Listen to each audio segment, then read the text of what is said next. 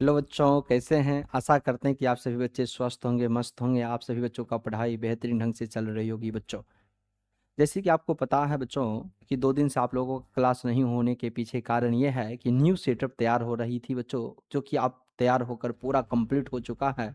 और आप सभी बच्चे ये भी बात बताएंगे कि ये न्यू सेटअप आपको कैसा लग रहा है बच्चों, और क्वालिटी सब कैसा है, ये ज़रा सभी बच्चे कमेंट बॉक्स में ज़रूर से ज़रूर बताएंगे बच्चों। आप सभी बच्चों को अब रेगुलर रूप से सभी सब्जेक्ट का लेक्चर देखने को मिलेगा बच्चों। जैसे कि 2 सब्जेक्ट को फिक्स कर दिया गया बच्चों, जो कि संस्कृत, हिंदी और मैथ का, ये 3 सब्जेक्ट आप लोगों का फिक्स हो चुका है। जो कि सुबह मॉर्निंग में बच्चों 6 से 7 संस्कृत, और एक दिन संस्कृत का होगा क्लास, और एक दिन बच्चों हिंदी का क्लास देखने को मिलेगी।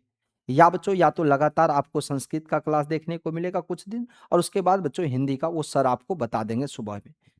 उनके बाद बच्चों आपको रेगुलर रूप से 7 से 8 बच्चों मैथ का क्लास भी देखने को मिलेगी बच्चों। तो ये जो 2 टाइम बच्चों आपका 2 सब्जेक्ट का, ये 3 सब्जेक्ट का टाइम आपको फिक्स कर दिया गया।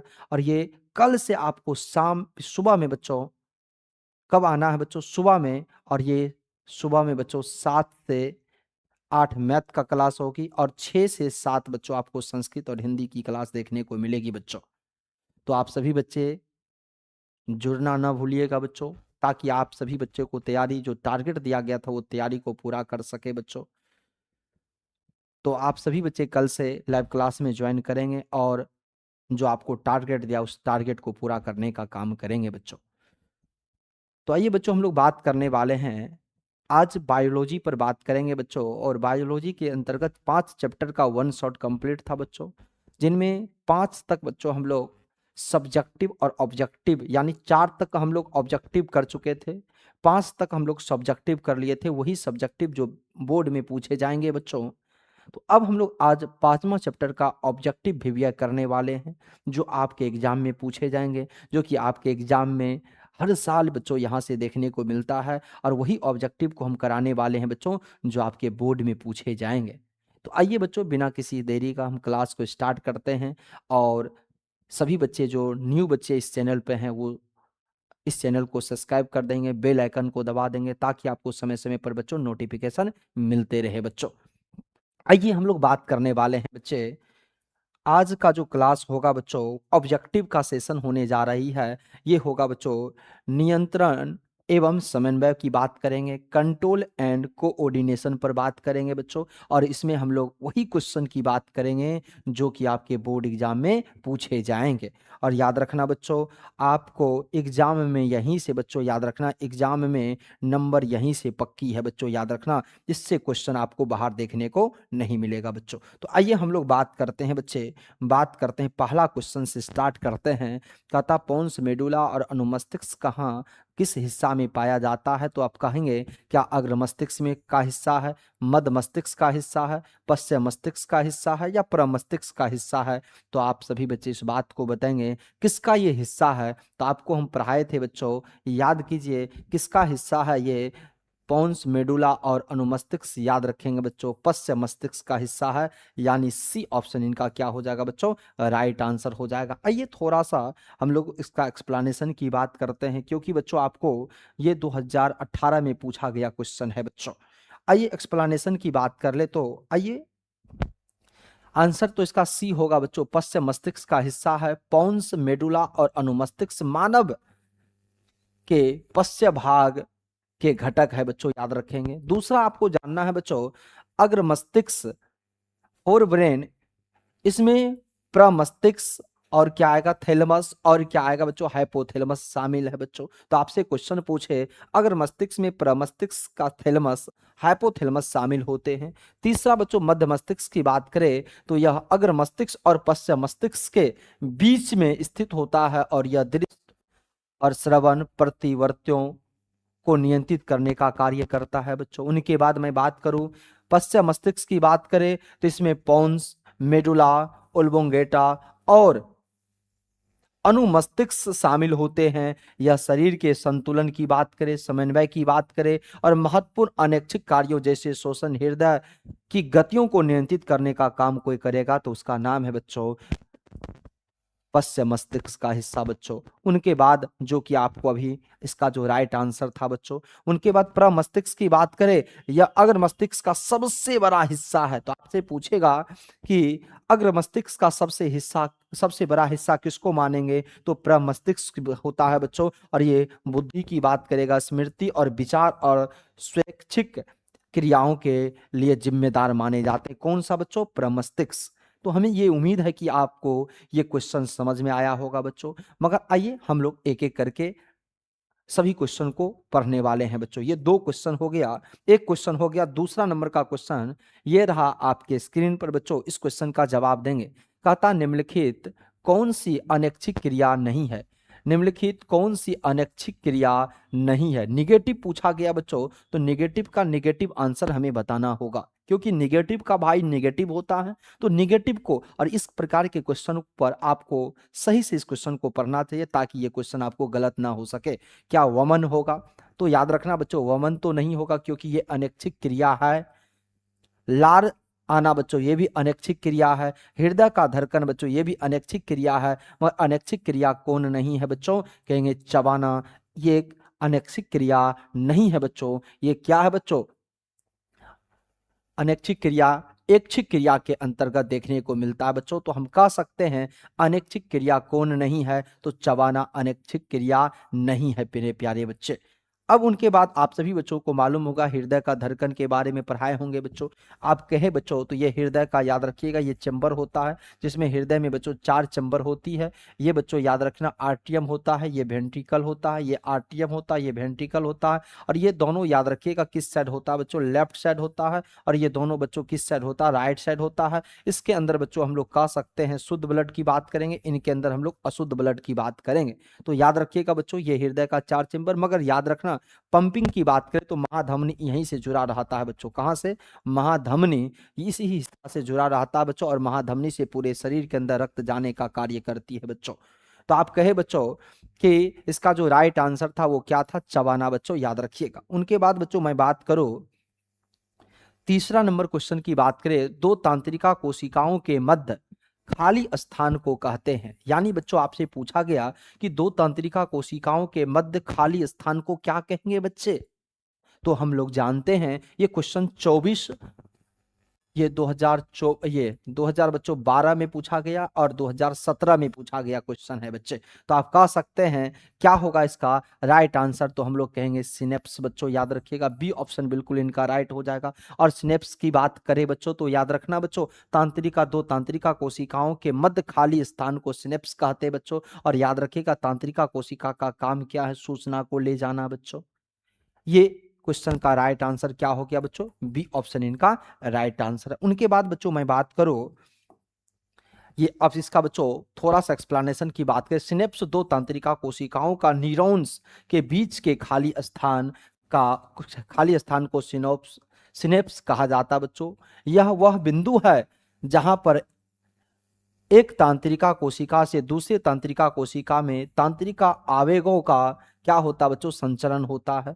कौन सी, याद रखिएगा आपसे पूछा जाएगा सिनेप्स के बारे में बच्चों, तो आप इसके बारे में जाने बच्चों। आइए उनके बाद मैं बच्चों बात करूं, उनके बाद बच्चों मैं बात करूं तीसरा नंबर क्वेश्चन की बात कर, अच्छा ये तो हो गया ना बच्चों। चौथा नंबर क्वेश्चन की बात करेंगे बच्चों। और चौथा नंबर क्वेश्चन है, क्या निम्नलिखित में कौन सा अंग संवेदी ग्राही नहीं है। फिर निगेटिव क्वेश्चन पूछा गया, कहता है संवेदी ग्राही नहीं है मेरे प्यारे बच्चे। ये 19 में पूछा गया क्वेश्चन है। क्या कान होगा, बिल्कुल नहीं होगा बच्चों। क्या आंख होगा, बिल्कुल नहीं होगा। मगर ये याद रखना संवेदी ग्राही है, मगर पूछा गया क्या, नहीं। तो ये कान हो सकता संवेदी ग्राही, आंख भी हो सकता है, नाक भी हो सकता है, मगर दिमाग बच्चों याद रखिएगा ये नहीं होती है। तो इसका हमें पूछा गया क्या, निगेटिव की भाई निगेटिव, तो हमें निगेटिव का भाई निगेटिव जवाब देना होगा। यानी इसका डी ऑप्शन बिल्कुल क्या हो जाएगा, राइट आंसर हो जाएगा बच्चों। जैसे कि आपको मालूम होगा बच्चों कान का काम क्या है, सुनना, आंख का काम क्या है, देखना, और नाक का काम क्या बच्चों, सुगंधित वगैरह को लेने का काम करना बच्चों। क्या ये बात आप सभी बच्चों को पता चल गया। उनके बाद बच्चों मैं बात करूं, 5वां नंबर क्वेश्चन की बात करें बच्चों, 5वां नंबर क्वेश्चन की बात करें तो ये रहा 5वां नंबर क्वेश्चन। अच्छा इसका एक्सप्लेनेशन थोड़ा सा जान लीजिए। क्या कहता है बच्चों, दिमाग की बात करें तो याद रखना, दिमाग मस्तिष्क एक केंद्रीय प्रसंस्करण अंग माने जाते हैं, जो संवेदी अंगों से प्राप्त जानकारी को संसाधित करता है और शरीर के गतिविधियों को नियंत्रित करता है। यह स्वयं एक क्या होती, संवेदी ग्राही अंग नहीं है। कान है, आंख है, नाक संवेदी अंग है, जिसमें विशिष्ट संवेदी ग्राही कोशिकाएं होती है, जो बाहरी उत्तेजनाओं जैसे ध्वनि, प्रकाश, गंध का पता लगाती है बच्चों। तो क्या आप सभी बच्चों को ये बात समझ में आया कि संवेदी अंग किसको कहेंगे, किसको नहीं कहेंगे बच्चों? तो ये बात हमें उम्मीद है कि ये बात आप सभी बच्चों को समझ में आ गया है बच्चों। उनके बाद बच्चों मैं बात करूं पांचवा नंबर क्वेश्चन की, पांचवा नंबर क्वेश्चन की बात करें तो मेरु रज्जु निकलता है, कहां से निकलता है बच्चों? आपको हम बताए थे बच्चों, अग्र, मध्य और पश्चिम मस्तिष्क के बारे में हम चर्चा किए, तो यहां से पूछा गया क्वेश्चन कि मेरु रज्जु निकलता कहां से? प्रमस्तिष्क के नहीं बच्चों, अनुमस्तिष्क से तो नहीं बच्चों, पॉन्स बिल्कुल नहीं बच्चों, कहां से निकलेगा? मेडुला से निकलेगा। इसका राइट आंसर क्या हो जाएगा मेरे प्यारे बच्चे? डी ऑप्शन इनका क्या हो जाएगा? राइट आंसर हो जाएगा बच्चे। उनके बाद बच्चों मैं बात करूं, उनके बाद बच्चों मैं बात करूं इसका एक्सप्लेनेशन की बात करूं बच्चों, तो क्या है बच्चों, मेरु रज्जु मस्तिष्क के मेडुला ओब्लांगेटा, याद रखना बच्चों, नामक भाग से निकलती है और यह रीढ़ की हड्डी के भीतर सुरक्षित रहती है। यह कहाँ सुरक्षित रहती है? रीढ़ की हड्डी के बीच में बच्चों। ये सब हम लोगों का रीढ़ का हड्डी है, जो पीठ का भाग है बच्चों, वहां क्या होता है? सुरक्षित रहती है। यह मस्तिष्क और शरीर के बाकी हिस्सों के बीच संकेतों को ले जाने का मुख्य मार्ग है बच्चों। यानी जो संकेत होता है बच्चों, वो संकेतों को ले जाने का मुख्य भाग माना जाता है। तो क्या ये बात आप सभी बच्चों को समझ में आया? नेक्स्ट क्वेश्चन की ओर बढ़ते हैं बच्चों, और नेक्स्ट क्वेश्चन ये रहा आपके स्क्रीन पर बच्चों। कहता है, दो न्यूरॉन के संपर्क बिंदु को क्या कहते हैं? आपसे क्वेश्चन पूछेगा, न्यूरॉन के बारे में तो आप जानते हैं, संदेश को पहुंचाने का काम करेगा बच्चों। तो दो न्यूरॉन के संपर्क बिंदु को क्या कहते हैं? क्या बच्चों आपसे पूछा जाएगा, क्या कहा जाएगा? तो आप सभी को मालूम है, सिनेप्स कहा जाएगा बच्चों, और ए ऑप्शन बिल्कुल इनका क्या हो जाएगा? राइट आंसर हो जाएगा। उनके बाद बच्चों मैं बात करूं इसका एक्सप्लेनेशन की, तो सिनेप्स, दो न्यूरॉन के बीच संपर्क बिंदु को सिनेप्स कहा जाता है। यह वह स्थान है जहां एक न्यूरॉन का एक्सॉन टर्मिनल अगले न्यूरॉन के डेंड्राइट या सोमा के साथ संपर्क बनाता है, जिससे तंत्रिका आवेगों का संचारण होता है बच्चों। उनके बाद याद रखना, जो दूसरा ऑप्शन था लिगामेंट, हड्डियों को हड्डियों से जोड़ता है। उसके बाद पूछेगा, मेनिजस की बात करें, मस्तिष्क और रीढ़ की हड्डी को ढकने वाली झिल्लियां होती है। और एक्सोन का काम क्या है? न्यूरॉन का वह लंबा हिस्सा जो तंत्रिका आवेगों को कोशिका शरीर से दूर, याद रखना, दूर ले जाता है बच्चों। तो उम्मीद है कि ये भी क्वेश्चन आपको समझ में आया होगा बच्चों। सभी ऑप्शन पर हम लोग एक एक करके बात किए बच्चों। उनके बाद बच्चों मैं बात करूं, उनके बाद मैं बच्चों बात करूं, ये रहा नेक्स्ट क्वेश्चन, शरीर का संतुलन बनाए रखना। ये क्वेश्चन पूछा गया बच्चों 2024, और याद रखिएगा 2021 में पूछा गया है। शरीर का संतुलन बनाए बनाए रखता है कौन बच्चों? जरा बताना, क्या सेरिबेलम, क्या क्रेनियम, या मस्तिष्क स्टेम, या सेरिब्रम? बताइएगा कौन होगा बच्चों? तो आप सभी बच्चों को ये बात मालूम है, क्रेनियम बच्चों, याद रखिएगा, यही मस्तिष्क का संतुलन बनाए, शरीर का संतुलन बनाए रखता है। तो आप कह सकते हैं शरीर का संतुलन बनाए रखने वाले को याद रखिएगा, बी ऑप्शन बिल्कुल इनका राइट आंसर हो जाएगा। उनके बाद बच्चों मैं बात करूं इसका एक्सप्लेनेशन का, जरा समझिएगा।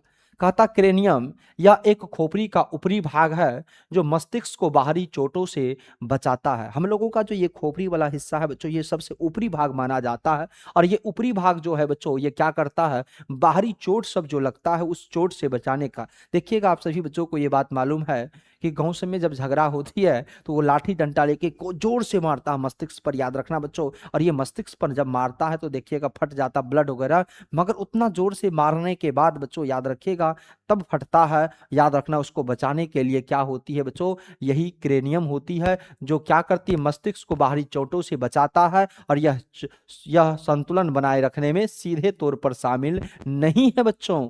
ये याद रखिएगा। तो याद रखिएगा, जब भी किसी को मारता है, चोट लगता है, तो बिना बचाने का काम जो करेगा वो क्या होता है? क्रेनियम होता है। क्या होता है? क्रेनियम होता है। दूसरा, मस्तिष्क स्टेम की बात करें, यह मस्तिष्क को रीढ़ की हड्डी से जोड़ता है और श्वास, हृदय गति और नींद जैसे महत्वपूर्ण अनैच्छिक कार्यों को नियंत्रित करता। कौन बच्चों? मस्तिष्क स्टेम की बात करें तो। सेरिब्रम की बात करें बच्चों तो यह मस्तिष्क का सबसे बड़ा हिस्सा है जो सोचना, सीखना, भावनाएं, याद रखिएगा, याददाश्त और स्वैच्छिक गतिविधियों को नियंत्रित करता है। तो आप सभी बच्चे क्रेनियम के बारे में जाने, मस्तिष्क स्टेम के बारे में जाने और सेरिब्रम के बारे में जाने। हमें उम्मीद है कि ये भी बात आप सभी बच्चों को समझ में आया होगा बच्चों। उनके बाद बच्चों मैं बात करूं, नेक्स्ट क्वेश्चन की बात करूं, ये है बच्चों 8 नंबर क्वेश्चन, मानव मस्तिष्क का औसत भार कितना होगा? तो आप सभी बच्चों को मालूम होगा क्या? बताइए। 1 kg बिल्कुल नहीं, 2 kg बिल्कुल नहीं, इनमें से कोई तो होगा ही नहीं बच्चों। क्या होगा इसका? राइट राइट रखिएगा, 1.4 kg होगा। तो आपसे भी बच्चे से पूछे कितना होता बच्चों? 1.4 kg। याद रखिएगा किसका भार है बच्चों? मानव के मस्तिष्क का भार है बच्चों। मानव का मस्तिष्क का भार आपसे पूछा जाएगा, औसत 1.4 kg याद रखिएगा बच्चों। उनके बाद बच्चों 9 नंबर क्वेश्चन की बात करें, मानव शरीर की सबसे लंबी कोशिकाएं हैं। आप सभी बच्चे बताइए, मानव शरीर की सबसे लंबी कोशिकाएं किसको कहते हैं? देखते कितने बच्चे इस क्वेश्चन का सही सही जवाब दे पाते हैं कि मानव शरीर की सबसे लंबी कोशिकाएं किसको कहते हैं। जरा सभी बच्चे फास्ट में जवाब देंगे बच्चों।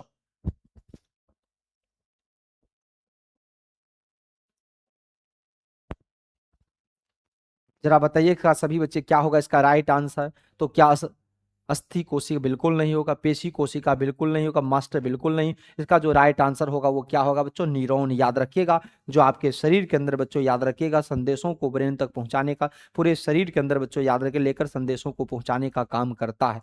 उनके बाद बच्चों मैं बात करूं, उनके बाद बच्चों मैं बात करूं इसका एक्सप्लेनेशन की, तो न्यूरॉन मानव शरीर की सबसे लंबी कोशिका न्यूरॉन, जिसको तांत्रिका कोशिका है बच्चों, इसकी लंबाई 1 मीटर तक हो सकती है। इसका मुख्य काम शरीर में संदेशों का संवहन करना। आपको बताएं बच्चों इसका मुख्य काम क्या है? शरीरों के अंदर याद रखिएगा बच्चों, संदेशों को पहुंचाने का काम करना बच्चों। उनके बाद बच्चों मैं बात करूं, उनके बाद बच्चों मैं बात करूं 10वां नंबर क्वेश्चन है, तांत्रिका तंत्र की संरचनात्मक एवं क्रियात्मक इकाई को क्या कहते हैं? आपसे पूछा गया बच्चों कि तांत्रिका तंत्र की संरचनात्मक एवं क्रियात्मक इकाई को क्या कहा जाएगा? क्या न्यूरॉन कहा जाएगा, नेफ्रॉन कहा, ये डेंड्राइट कहा जाएगा, या नेफ्रॉन कहा जाएगा, या साइटोन कहा जाएगा? तो आप सभी बच्चों को ये बात मालूम है कि क्या कहेंगे बच्चों? ए ऑप्शन जो राइट है बच्चों, याद रखिएगा, जो न्यूरॉन है बिल्कुल इनका राइट आंसर हो जाएगा बच्चों। उनके बाद बच्चों मस्तिष्क उत्तरदायी है किसके लिए? जरा बताएंगे। क्या सोचने के लिए? बिल्कुल राइट है। हृदय स्पंदन बिल्कुल सही बात है। शारीरिक संतुलन बिल्कुल सही है बच्चों, यानी डी ऑप्शन बिल्कुल क्या हो जाएगा? राइट। यानी मस्तिष्क उत्तरदायी है सोचने के लिए भी, हृदय स्पंदन के लिए भी और शारीरिक संतुलन के लिए भी बच्चों जिम्मेदार माने जाते हैं। उनके बाद बच्चों मैं बात करूं कि मस्तिष्क का कौन सा भाग शरीर की स्थिति तथा संतुलन का अनुरक्षण करता है? क्या अग्र मस्तिष्क करेगा, मध्य मस्तिष्क करेगा, अनुमस्तिष्क करेगा, या इनमें से सभी? जरा सभी बच्चे बताएंगे इसका राइट आंसर। देखते कितने बच्चे इसका राइट आंसर दे पाते हैं, सही सही जवाब दे पाते हैं बच्चों। फास्ट में सभी बच्चे जवाब देंगे इसका राइट आंसर क्या होगा। सभी बच्चे बताएंगे फास्ट में इसका राइट आंसर क्या होगा। तो आपको बताया गया था बच्चों कि अग्र मस्तिष्क के अंदर तो ये हिस्सा देखने को नहीं मिलेगा बच्चों, मध्य मस्तिष्क के अंदर नहीं होगा, और इनमें से सभी बच्चों नहीं। बिल्कुल क्या होगा इसका राइट आंसर? तो हम लोग कहेंगे इसका राइट आंसर क्या हो जाएगा? इसका राइट आंसर हो जाएगा बच्चों, याद रखिएगा, क्या कहेंगे? अनुमस्तिष्क, यानी सी ऑप्शन इनका क्या हो जाएगा? राइट आंसर हो जाएगा बच्चों। उनके बाद बच्चों मैं बात करूं, उनके बाद बच्चों मैं बात करूं अनुमस्तिष्क की बात करें, तो अनुमस्तिष्क का वह भाग जो मुख्य रूप से शरीर की स्थिति और संतुलन बनाए रखने के लिए जिम्मेदार होते हैं, और यह स्वैच्छिक गतियों को भी समन्वित करने का कार्य करता बच्चों। तो आप सबसे पहले ये बात बताएंगे कि ये याद रखना स्थिति को संतुलन बनाए रखने का काम करता है बच्चों। उनके बाद बच्चों नेक्स्ट क्वेश्चन कि मानव शरीर के में सबसे लंबी कोशिका कौन सी है? तो आप सबको अभी पता हो गया बच्चों, मानव शरीर की सबसे लंबी कोशिका की बात करें तो आप सभी बच्चों को मालूम चला बच्चों, बी तांत्रिका कोशिका। याद रखिएगा कौन सा कोशिका? तांत्रिका कोशिका बच्चों, याद रखिएगा। उनके बाद बच्चों मैं बात करूं कि सिनेप्टिक्स नोब्स पाया जाता है। सिनेप्टिक्स नोब्स जो पाया जाएगा कहाँ पाया जाएगा? यानी बच्चों विक्र में यानी किडनी में, मस्तिष्क में, या अंडाशय में, या न्यूरॉन में बच्चों? जरा बताना कहाँ पाया जाता है। ये बात आपसे पूछा गया, देखते हैं कितने बच्चे इसका सही जवाब दे पाते हैं बच्चों। देखते हैं, ये 2024 में पूछा गया क्वेश्चन है आपका बच्चों, और बहुत इंपॉर्टेंट क्वेश्चन है बच्चों। कहाँ पाया जाएगा, ये बात आपसे पूछा गया बच्चों, कहाँ पाया जाता, जरा सभी बच्चे जवाब देंगे, इसका राइट आंसर क्या होगा। तो आप सभी बच्चों को बात बताइए, विक्र यानी किडनी की बात करें बच्चों, तो याद रखना, यहाँ से बच्चों याद रखिएगा, मूत्र का निर्माण होता, आप सभी बच्चों को मालूम होगा बच्चों किसका निर्माण होता है, तो हम लोग कहेंगे मूत्र का निर्माण होता है बच्चों, याद रखिएगा। उनके बाद बच्चों हम लोग बात करें मस्तिष्क में बात करें, तो यह याद रखिएगा, हमारे बॉडी को अनेक हिस्सों यानी केंद्रक का दूसरा रूप हम लोग मानते हैं बच्चों, याद रखिएगा। केंद्रक को हम लोग क्या ब्रेन का दूसरा रूप मानते हैं, और ब्रेन पहला रूप माना जाता है बच्चों। उसके बाद अंडाशय की बात करें, तो ये किस में पाया जाएगा बच्चों, फीमेल बॉडी के अंदर देखने को मिलेगा बच्चों। उनके बाद यहीं से बच्चों याद रखिएगा, ओवरी, ओवरी होती है, और यही ओवरी से बच्चों याद रखना, ये फीमेल बॉडी के अंदर यही ओवरी से बच्चों याद रखिएगा ओवम, ओवम का फॉर्मेशन होता, आप सभी बच्चों को मालूम होगा। मगर याद रखना न्यूरॉन, और न्यूरॉन जो है बच्चों याद रखिएगा, यही याद रखिएगा कि सिनेप्टिक नर्व्स पाया जाता है यही न्यूरॉन के अंदर, और इस न्यूरॉन का काम है बच्चों शरीर के अनेक हिस्सों से सूचना को लेकर ब्रेन तक पहुंचाने का काम करना बच्चों। तो आप सभी बच्चे कह सकते हैं, ये बात कह सकते हैं, इसका जो राइट आंसर होगा वो क्या हो जाएगा, डी ऑप्शन इनका राइट आंसर हो जाएगा। उनके बाद बच्चों आज ये जो पॉइंट आपको करा रहे हैं बच्चों, वो बहुत इंपॉर्टेंट पॉइंट है, आप सभी बच्चे जरूर से जरूर इस सभी लेक्चर को आप शेयर करेंगे, ताकि और बच्चे भी इसका लाभ उठा सके बच्चों। अब हम लोग जो इसी का बच्चों पॉइंट कराने जा रहे हैं, 7.1 हम लोग कर चुके थे बच्चों। अब हम लोग 7.2 पर बात करेंगे, पादपों में, याद रखिएगा समन्वय पर बात करेंगे। किसमें समन्वय पर बात करेंगे बच्चों, पादपों में समन्वय पर बात करने वाले हैं बच्चों। किस पर बात करने वाले हैं, पादपों में समन्वय पर बात करने वाले हैं बच्चों। कहता पहला क्वेश्चन इसका हम लोग जानेंगे, ऑक्सिन है बच्चों, क्या होगा ऑक्सिन, जरा बताना बच्चों ऑक्सिन क्या होता है। क्या एक हार्मोन है, वसा है, एंजाइम है, या कार्बोहाइड्रेट है बच्चों। तो आप सभी बच्चों को ये बात मालूम है, 2016 में पूछा गया क्वेश्चन है कि ऑक्सिन जो होता है बच्चों, एक याद रखिएगा एक हार्मोन है बच्चों। क्या होता है, एक हार्मोन है। तो आप सब कह सकते हैं कि ऑक्सिन को हम लोग एक क्या कहते हैं बच्चों, एक हार्मोन कहते हैं बच्चों। अब आप लोगों को नेक्स्ट क्वेश्चन की बात करें बच्चों, तो ये रहा नेक्स्ट क्वेश्चन, इस पर हम लोग बात कर ले बच्चों। ये रहा कि पादप हार्मोन का उदाहरण है, बताइए पादप हार्मोन का उदाहरण किसको कहेंगे। आप सभी बच्चों को मालूम होगा बच्चों कि ये जो टेस्टोस्टेरोन है, ये याद रखिएगा किसका उदाहरण है बच्चों, विरिसन की बात करेंगे, किसका, याद रखिएगा विरिसन के अंदर बच्चों या इससे रिलीज होता है। ऑक्सिन की बात करें बच्चों, तो याद रखना बच्चों, ऑक्सिन की बात करेंगे तो या पेप्सिन, ये भी नहीं होगा बच्चों, एंड्रिनल बिल्कुल नहीं होगा, तो याद रखना ये भी नहीं होगा, ये भी नहीं होगा। होगा क्या बच्चों, ऑक्सिन, जो कि अभी आपको हम पढ़ाएं बच्चों, तो कह सकते हैं कि ऑक्सिन जो होता है वो पादप हार्मोन का उदाहरण है, यानी सी ऑप्शन बिल्कुल क्या हो जाएगा, राइट आंसर हो जाएगा। उनके बाद बच्चों मैं बात करूं, उनके बाद बात करूं बच्चों, जिब्रेलिन है, क्या है जिब्रेलिन बच्चों, क्या हार्मोन है, वसा है, एंजाइम है। तो आप सभी बच्चों को मालूम होगा जिब्रेलिन के बारे में बच्चों की, जिब्रेलिन क्या है, ये बात आपको कराया गया था बच्चों। तो जरा सभी बच्चे बताएंगे जिब्रेलिन होता क्या है, क्या वो हार्मोन है, वसा है, कार्बोहाइड्रेट है, या बच्चों एंजाइम है। जरा सभी बच्चे फास्ट में जवाब देंगे।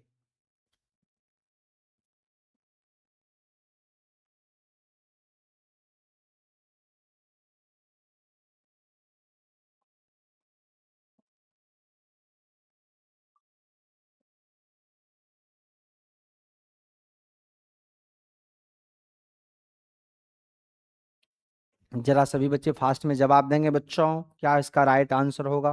तो आप सभी बच्चों को ये बात मालूम होगा इसका राइट आंसर के बारे में बच्चों। हम लोग तो यहाँ देखे बच्चों 2 नंबर का तो कंप्लीट कर लिए, 3 नंबर पर आइए बच्चों हम लोग बात करते हैं। तो जिब्रेलिन आपके बारे में आपको पता होगा बच्चों, ये क्या है, एक प्रकार के, याद रखिएगा हार्मोन है बच्चों। क्या है, एक प्रकार के हार्मोन होते हैं बच्चों, याद रखिएगा।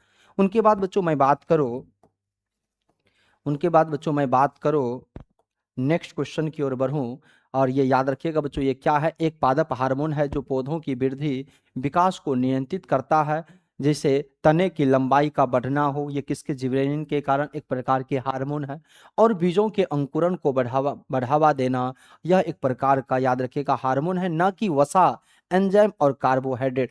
कार्बोहाइड्रेट आपके बॉडी के अंदर, याद रखिएगा, ऊर्जा डायरेक्ट देने का काम करती है बच्चों। क्या करती है? आपके बॉडी के अंदर बच्चों डायरेक्ट ऊर्जा देने का काम कोई करेगा तो वो ऊर्जा, याद रखिएगा, वो कौन करेगा? कार्बोहाइड्रेट करेगा बच्चों, याद रखिएगा। उनके बाद बच्चों मैं बात करूं, उनके बाद बच्चों मैं बात करूं, नेक्स्ट क्वेश्चन ये रहा कि जड़ का अधोगामी वृद्धि है बच्चों, क्या होता जरा बताएंगे ये? क्या प्रकाश नुवर्तन होगा, या गुरुत्वानुवर्तन होगा, जलानुवर्तन होगा, या रसायन नुवर्तन होगा? इसका राइट आंसर बताएंगे बच्चों, क्या होगा? जड़ का, तो जड़ से रिलेटेड है बच्चों, तो जला बताइएगा, जो जलानुवर्तन होगा।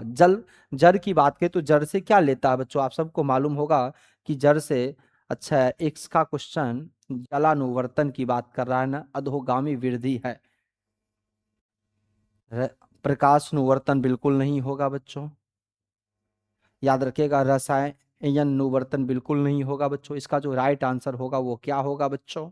तो हम लोग कहेंगे इसका राइट आंसर होगा, याद रखिएगा बच्चों, गुरुत्वानुवर्तन होगा बच्चों। क्या होगा? बी ऑप्शन बिल्कुल इसका राइट आंसर हो जाएगा। उनके बाद बच्चों हम लोग बात करें कि पादप हार्मोन साइटोकाइनिन सहायक है। पादप हार्मोन में जो साइटोकाइनिन है ये किसके लिए सहायक है बच्चों?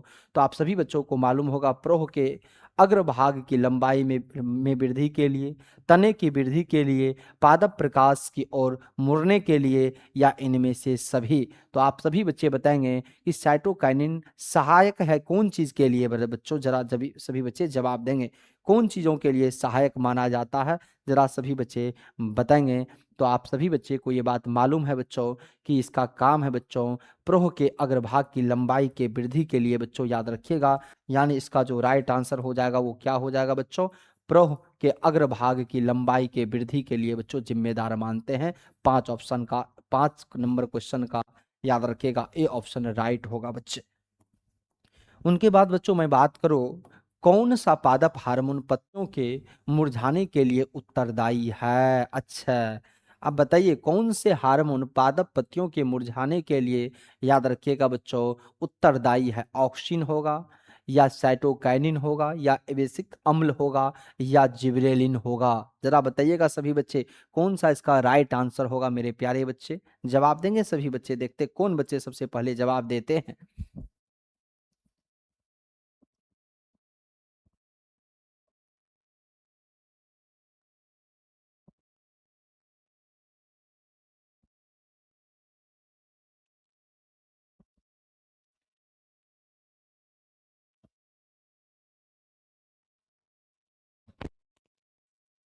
जरा जवाब दीजिएगा सभी बच्चे, इसका राइट आंसर क्या होगा? तो इसका राइट आंसर सभी बच्चे को मालूम है कि ऑक्सिन होगा, और ऑक्सिन के कारण ही बच्चों, याद रखिएगा, पत्तियों के मुरझाने के लिए उत्तरदायी माने जाते हैं। तो ऑक्सिन क्या है बच्चों? पत्तियों के मुरझाने के लिए उत्तरदायी माने जाते हैं बच्चों। उनके बाद बच्चों मैं बात करूं बच्चों, 7वां नंबर इनमें से कौन सा पादप हार्मोन है? अच्छा, कहता पादप हार्मोन है, ये बात आपसे पूछा गया। तो आप सभी बच्चों को, इंसुलिन तो पादप हार्मोन नहीं है बच्चों। और इंसुलिन के बारे में तो, मधुमेह के बारे में आप लोग जानते होंगे बच्चों। और मधुमेह को याद रखिएगा, मधुमेह किसके कमी के कारण बच्चों? इंसुलिन के कमी के कारण। दूसरा थायरॉक्सिन, ये भी नहीं होगा बच्चों। इंसुलिन में, और एस्ट्रोजेन, ये याद रखिएगा किस में पाया जाएगा बच्चों? फीमेल बॉडी के अंतर्गत, याद रखिएगा, जो अंडाशय से स्रावित होने वाला हार्मोन एस्ट्रोजेन है बच्चों, याद रखिएगा। उनके बाद बच्चों बात करें साइटोकाइनिन, और यही है बच्चों पादप हार्मोन। तो हम लोग डी ऑप्शन बिल्कुल इनका राइट मानेंगे कि पादप हार्मोन के रूप में किसको मानेंगे बच्चों? कहेंगे साइटोकाइनिन को मानेंगे बच्चों, याद रखिएगा। उनके बाद बच्चों मैं बात करूं, 8वां नंबर क्वेश्चन है कि पादपों में पाया जाने वाला वृद्धि हार्मोन निम्नलिखित में से कौन सा है? यानी इसमें से आपसे पूछा जाएगा कि वृद्धि हार्मोन कौन सा है। तो आप सबको मालूम है, थायरॉक्सिन तो नहीं होगा बच्चों, इंसुलिन भी नहीं होगा, ये मधुमेह के रूप में, या एड्रीनेलिन बिल्कुल नहीं होगा बच्चों। इसका राइट आंसर क्या हो जाएगा? जिबेरिल, यानी जिब्रेलिन होगा बच्चों। क्या हो जाएगा? जिब्रेलिन। और ए ऑप्शन बिल्कुल इनका क्या हो जाएगा? राइट आंसर हो जाएगा। उनके बाद बच्चों मैं बात करूं बीजांड की ओर प्रागनालिका के वृद्धि का कारण होता है। आप सभी बच्चों को यह बात मालूम होगा कि बीजांड की ओर प्रागनालिका की वृद्धि का कारण कौन हो सकता है? जरा जवाब देंगे सभी बच्चे, कौन सा हो सकता है? तो आप सभी बच्चों को मालूम होगा, फोटो ट्रोपिज्म बिल्कुल नहीं होगा बच्चों। गुरुत्वानुवर्तन बिल्कुल नहीं हो सकता है। केमोर ट्रोप ट्रोप यानी ट्रोपोपिज्म बिल्कुल नहीं होगा बच्चों, यानी कह सकते हैं केमो ट्रोप ट्रोपिज्म बिल्कुल नहीं होगा बच्चों। उनके बाद हम लोग हाइड्रोट्रोपिज्म की बात करें बच्चों, तो हाइड्रोट्रोपिज्म इसका राइट आंसर होगा बच्चों। तो आप कह सकते हैं बच्चों ए ऑप्शन बिल्कुल क्या हो जाएगा, राइट आंसर हो जाएगा बच्चे। ये ए आंसर क्या होगा, राइट आंसर हो जाएगा। कहता है कि प्रागनालिका की वृद्धि का कारण होता हाइड्रोट्रोपिज्म बच्चों, याद रखिएगा। उनके बाद बच्चों मैं बात करो लेटेक्स सामान्यतः कहाँ पाया जाता है। लेटेक्स सामान्यतः कहाँ पाया जाता है बच्चों, क्या पीपल में, या कह सकते बच्चों पीला कनेर में बच्चों, या बरगद में, या इनमें से सभी। तो सभी बच्चे बताइएगा लेटेक्स सामान्यतः कहाँ पाया जाता है। तो आप सभी बच्चे बताइएगा कहाँ पाया जाता बच्चों। तो आप सभी बच्चों को मालूम होगा पीला कनेर के में पाया जाता बच्चों, याद रखिएगा बी ऑप्शन बिल्कुल इनका क्या हो जाएगा, राइट आंसर हो जाएगा बच्चे। उनके बाद बच्चों मैं बात करूं फल पकाने वाला हार्मोन है, आपको बताइए फल पकाने वाला। तो आपको तो ये पता चल गया साइटोकाइनिन बिल्कुल नहीं होगा बच्चों, जिब्रेलिन बिल्कुल नहीं होगा, ऑक्सिन जो पत्तों सबको झाड़ने का काम करता, इसका राइट आंसर होगा एथिलीन बच्चों, क्या हो जाएगा, एथिलीन का राइट आंसर होगा बच्चों। कौन सा, इसका राइट आंसर कौन सा हो जाएगा, एथिलीन राइट आंसर हो जाएगा बच्चे। उनके बाद बच्चों मैं बात करूं कि निम्नलिखित में कौन पादप हार्मोन नहीं है। आपसे पूछा गया निम्नलिखित में कौन पादप हार्मोन नहीं है बच्चों, जरा बताना। कि एथिलीन बच्चों, साइटोकाइनिन, ऑक्सिन और ऑक्सीटोसिन, कौन सा बच्चों याद रखिएगा पादप हार्मोन नहीं है, ये बात आपसे पूछा गया। तो आप सभी बच्चों को मालूम है ये साइटोकाइनिन है, ऑक्सिन है, और याद एथिलीन की बात करें बच्चों तो ये भी है, मगर ऑक्सीटोसिन नहीं है बच्चों। तो याद रखिएगा कौन सा राइट आंसर होगा इसका, डी ऑप्शन बिल्कुल क्या हो जाएगा, राइट। ऑक्सीटोसिन बच्चों याद रखिएगा पादप हार्मोन नहीं है। तो नेगेटिव का भाई बच्चों हम लोग नेगेटिव का आंसर बताएं। उनके बाद बच्चों मैं बात करूं 12 नंबर क्वेश्चन की बात करें, 12 नंबर प्रकाश की ओर प्रवाह की गति है। आप सभी बच्चों को मालूम होगा प्रकाश पूछा गया तो प्रकाश से रिलेटेड कौन हो जाएगा बच्चों, गुरुत्वानुवर्तन बिल्कुल नहीं होगा, जलानुवर्तन बिल्कुल नहीं होगा, रसायनुवर्तन बिल्कुल नहीं होगा, बल्कि सही आंसर क्या हो जाएगा, प्रकाशनुवर्तन। और प्रकाशनुवर्तन बच्चों याद रखिएगा प्रकाश की ओर प्रवाह करने की गति है बच्चों, याद रखिएगा।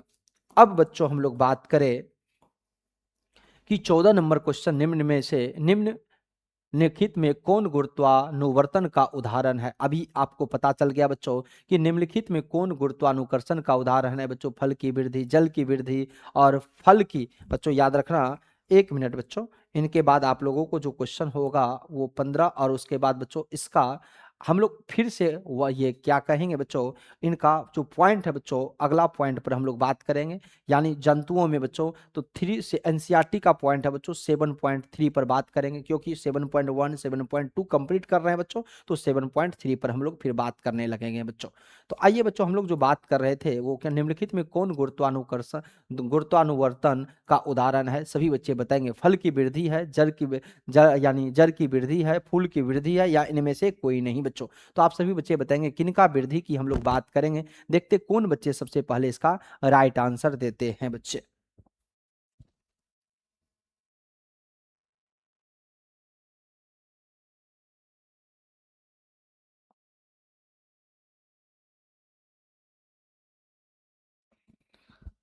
बताइएगा सभी बच्चे कौन सा इसका राइट आंसर होगा। तो आप सभी बच्चों को ये बात मालूम होगा जो इसका राइट आंसर होगा वो क्या होगा, जड़ की वृद्धि बच्चों, याद रखिएगा क्या होगा, जड़ की वृद्धि। उनके बाद बच्चों मैं बात करूं 15 नंबर क्वेश्चन है, क्या है 15 नंबर बच्चों कि पादप हार्मोन का एक उदाहरण है। जरा बताइएगा पादप हार्मोन का एक उदाहरण किसको मानेंगे, IAA को मानेंगे, TSH को मानेंगे, ACH को मानेंगे, ACTH को मानेंगे बच्चों।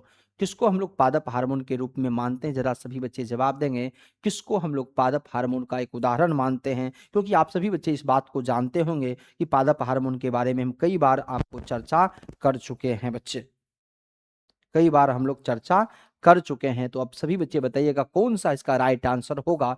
तो आप सभी बच्चों को ये बात मालूम होगा ए ऑप्शन इनका बिल्कुल क्या, IAA याद रखिएगा इसका पादप हार्मोन का उदाहरण है बच्चों। आइए थोड़ा सा इसका एक्सप्लेनेशन की बात करें तो आप सभी बच्चों को ये बात मालूम होगा बच्चों कि IAA का जो मतलब है बच्चों इंडोल 3 एसिटिक एसिड एक प्रकार का ऑक्सिन है बच्चों। एक प्रकार का क्या है ये?